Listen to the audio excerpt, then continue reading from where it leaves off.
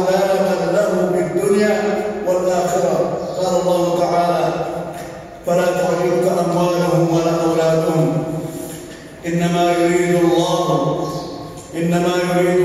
أن يعذبهم بها في الحياة إنما يريد الله أن يعذبهم بها في الدنيا وتزهق أنفسهم وهم كافرون. وفي الصحيحين من حديث أبي هريرة رضي الله عنه قال رسول الله صلى الله عليه وسلم: ما من صاحب ذهب ولا فضة لا يؤدي منها حقها إلا إذا كان يوم القيامة صفحت له صفائح من نار وأحمي عليها في نار جهنم فيكوى بها جنبه وجبينه وظهره كلما بردت أعيدت عقله في يوم كان مقداره 50,000 سنة حتى يقضى بين العباد فيرى سبيله إما إلى الجنة وإما إلى النار. قيل: يا رسول الله فالإبل؟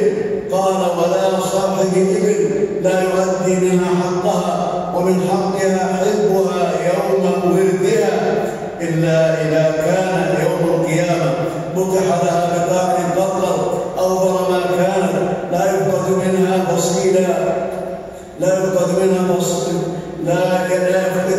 بصيلا واحدا تطأه بأخلاقها وتعضه بأفواهها كلما مر عليه غلاها رد عليه أخراها ليوم كان مقداره 50,000 سنة حتى يقضى بين العباد فيرى سبيله إما إلى الجنة وإما إلى النار. قيل: يا رسول الله فالبقر والغنم؟ قال: ولا صاحب البقر ولا غنم لا يؤدي منها حقها إلا إذا كان يوم القيامة بطح لها بقاع قطر لا يفقد منها شيئا ليس فيها أقصى ولا جلحاء ولا أضباب تنطحه بقرونها وتطأه بأغلابها كلما مر عليه مولاها رد عليه أخراها في يوم كان مقداره 50,000 سنة حتى يقضى بين العباد فيرى سبيله إما إلى الجنة وإما إلى النار. وما من كنز لا يؤدي زكاته إلا مثل له ثعبان يمص شدقيه ويقول: أنا كنزك أنا مالك. حديث صحيح. وأنتم معشر المسلمين في شهر رمضان فطهروا أموالكم بالزكاة والإنفاق في أبواب الخير يبارك الله لكم فيما آتاكم بالأموال والأولاد والأعمال ويرفعكم في جنات النعيم.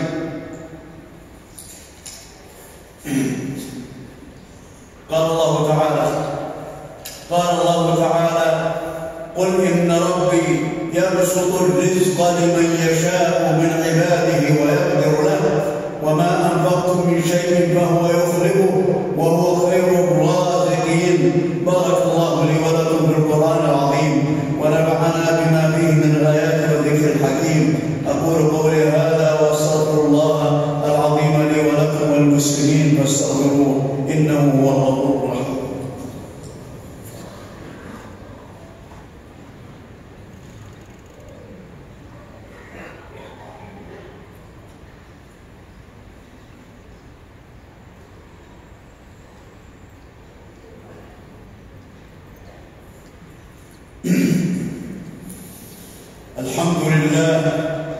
الحمد لله الذي بيده الخيرات الذي تفضل بالحسنات والذي يدفع الشرور والسيئات.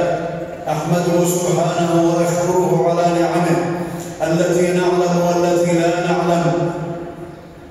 لا يعين على الصالحات إلا ربنا ولا يقي من السيئات إلا هو. تبارك الله رب الأرض والسماوات. وأشهد أن لا إله إلا الله وحده لا شريك له وأشهد أن نبينا وسيدنا محمدا عبده ورسوله المؤيد بالمعجزات. صلى الله وسلم وبارك على عبده ورسوله محمد وعلى آله وصحبه السابقين إلى الخيرات. أما بعد، فاتقوا الله حق التقوى وتمسكوا بدينه العظيم واعتصموا بصراطه المستقيم.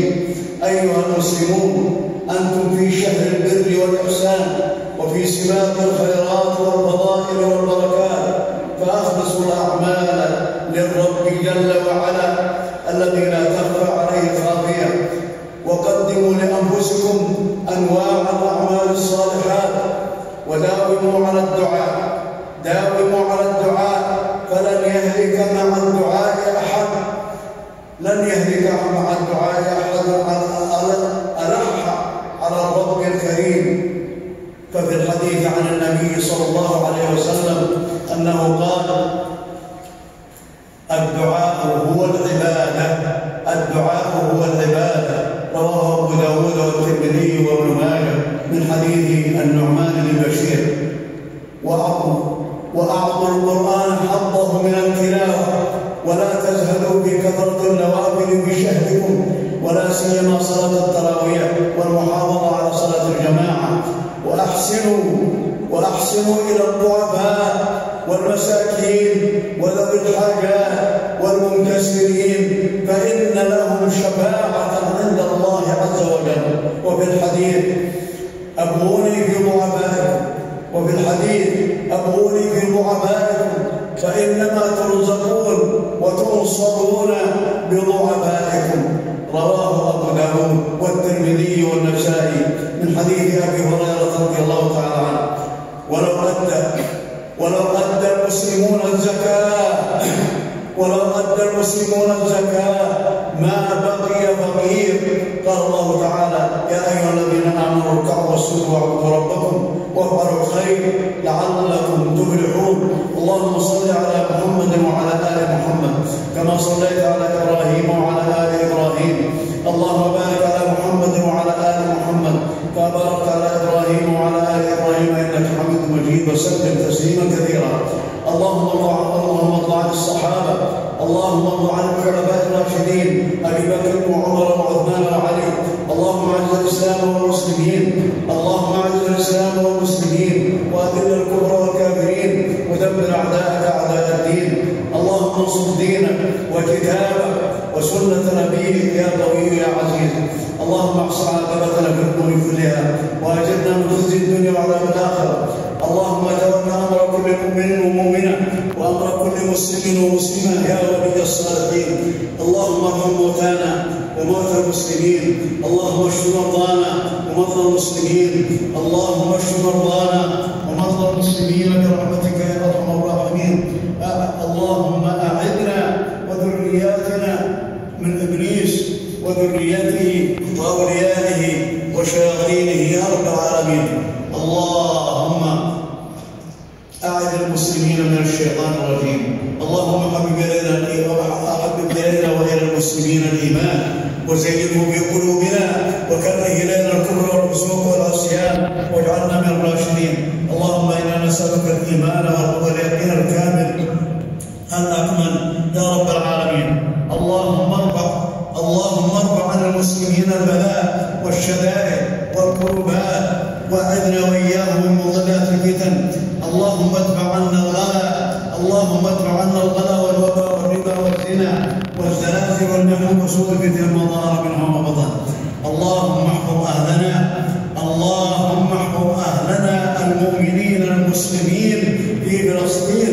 اللهم احفظ أهلنا المؤمنين المسلمين في فلسطين.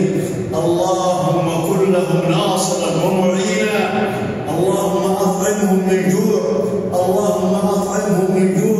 وآمنهم من خوف، ولا تسلط عليهم الصهاينة المحتلين القاصدين. اللهم احفظ المسجد الأقصى ولا تسلط عليه الصهاينة الظالمين المعتدين. اللهم احفظ المسجد الأقصى ولا تسلط عليه الصهاينة الظالمين المعتدين، وعجل نصرك لفلسطين يا قوي يا عزيز. اللهم احفظ هذه البلاد المباركة بحدودها وجنودها وأمنها ورخائها.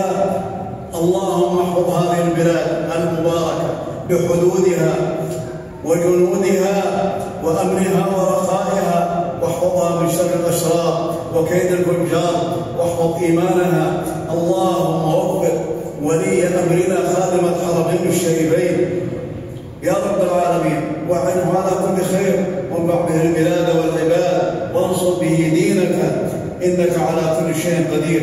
ووفق ولي عهده لما تحب وترضى، واعنه على كل خير إنك على كل شيء قدير.